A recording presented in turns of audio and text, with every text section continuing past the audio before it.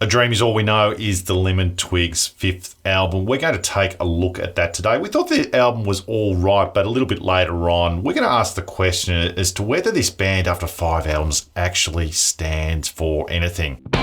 Hello, Al. Hope everything's well. Look, I found this album quite polarising. Yeah, good afternoon, mate. It's going to be an interesting conversation, whether you like them or don't like them. The fact is, I mean, they're an amazing talent in terms of their vocal range and abilities, but we'll get into the conversation around the particular tracks that were good and some that weren't so good a little bit later on. But look, I mean, it's a 13-track album, comes in 35 minutes, which by our rule at Indie Minus ticks all the boxes there, mate, under 40 minutes. And look, there's some songs on here that I really like. It's very Simon & Garfunkel-esque, and it's got a bit of Brian Wilson on a particular few tracks as well. But I actually thought on the opening track, Golden Years, towards the end, there's a little bit of a Freddie Mercury kind of sound, mate. Yeah, actually, I'm not sure. Like, I think there's lots of 70s bubblegum pop on there, so it's very similar to Everything Harmony. It doesn't seem too dissimilar to that particular record.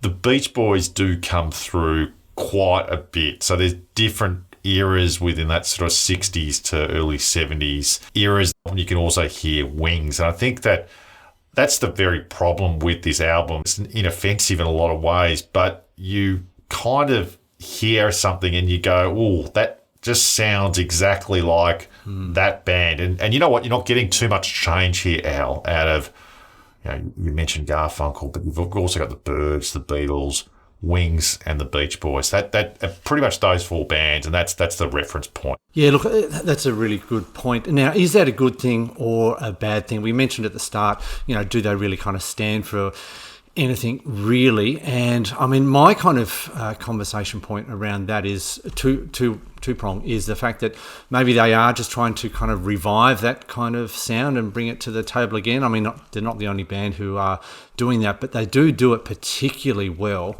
if you're into that kind of sound. So we do have to give them some credit there, but they've also come out to say that they really do try to aim to kind of disconnect from the modern world in a way. They don't believe in being on their phones all day and all that kind of stuff. But I don't know, mate. I mean, we can talk about the top tracks here, but I don't really see a huge evolution from their previous album to this one. If you're a fan of the band, you're gonna enjoy it. Let's be honest. But if you're hoping for something different, I don't know, mate.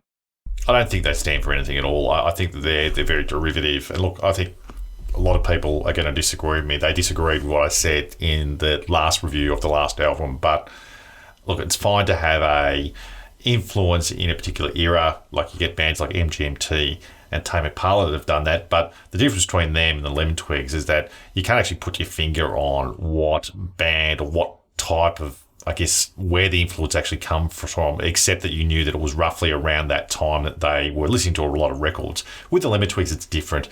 You get so many vocal harmonies with the Beach Boys. It comes across as very sickly, really fruity bubblegum pop.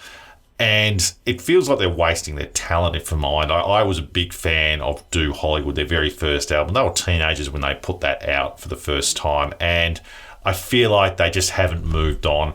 I was called out in the last review to say that I thought that they had another gear in them. I'm not so sure now. I think that they're going clearly down this trajectory, and I feel as if they should be trying to explore more edgier sounds, similar to what they actually play when they actually perform in concerts. So they do the versions in concerts, Al, of the songs, and it's terrific. It's actually quite amazing. I just think that the production values that they're overlaying here are too much. And look, it's a little bit of a shame. I just feel as if there's not really such a thing as the Lemon Twigs sound. So, Al, I guess when that's all said and done, what are you going to give this album out of 5 stars? Yeah, look, I'm going to give it 3.5. And it was actually a struggle. Like, we normally pick 3 songs, and I actually think there's 4 songs that are really solid for me. And I'll just quickly list them off. I would say How Can I Love Her More, If You and I Are Not Wise, Ember Days. I think that's a particular highlight. But Golden Years, the opening track, is probably the best song off this album for me. And I completely agree with you in terms of the overproduction. And I'll be honest, there's a couple of songs that I actually found a little bit cringeworthy. Just a little bit. It's just too much of that particular sound. Yeah. And if you are a fan of that kind of sound, you're going to love it. You're going to froth on it. But it's not for everyone. And other than those 4 particular tracks, I don't know, mate. Where did you land on giving it a... Look, it's probably 3 stars. I think it's... Look, it's all right. Like, listen, I think that there's nothing that's unlistenable, but it doesn't really buzz me compared to the originals, and I'd much rather go back to them than listen to the Lemon Twigs. I did like various songs. I liked the last song. The last song was probably my favourite one. The song probably least standout the Beach Boys, to be quite honest. But overall, I think that they're very talented. As you said, that they're very good with the harmonies and all of those types of things. But I'm not sure in what direction they're actually heading. So please let us know in the comments if you agree or disagree. I'm sure you're going to have a lot of people who disagree, and that's fine.